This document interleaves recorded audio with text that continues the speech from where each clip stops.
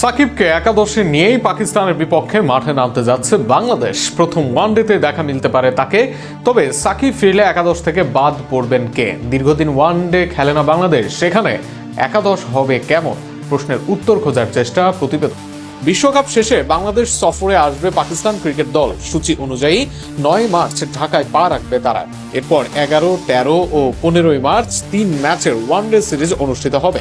Series শেষে ১৭ March Bangladesh ছাড়বে পাকিস্তান দল।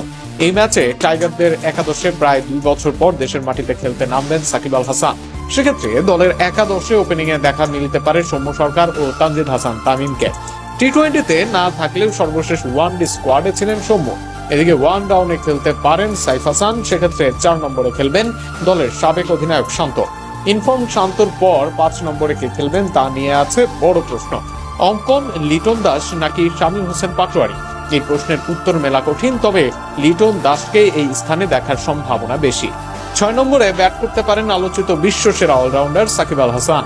সেক্ষেত্রে ৭ নম্বরে খেলবেন রিশাদ, আর বাদ পড়বেন নাসুম আহমেদ। ৮ নম্বরে খেলতে পারেন দলের অধিনায়ক মেহেদী হাসান মিরাজ। মিরাজ, সাকিব, রিশাদের স্পিনের সঙ্গে পেসার হবেন মুস্তাফিজ, শরীফুল ইসলাম ও তাসকিন আহমেদ। তবে তাসকিন অথবা শরীফুলের জায়গায় সাইফুদ্দিন কিংবা তানজিম সাকিব সুযোগ পেলেও পেতে পারেন। এই একাদশে ৪ জন খেলোয়াড় রয়েছেন যারা ওপেনিং এ খেলেন, তবে এদের মধ্যে যে কোনো একজনকে বাদ দিয়ে নুরুল হাসান সোহানকে রাখা হতে পারে একাদশে। এদিকে এই ম্যাচে বাংলাদেশের জার্সিতে সাকিবের প্রত্যাবর্তনের আভাস দিয়েছে বিসিবি।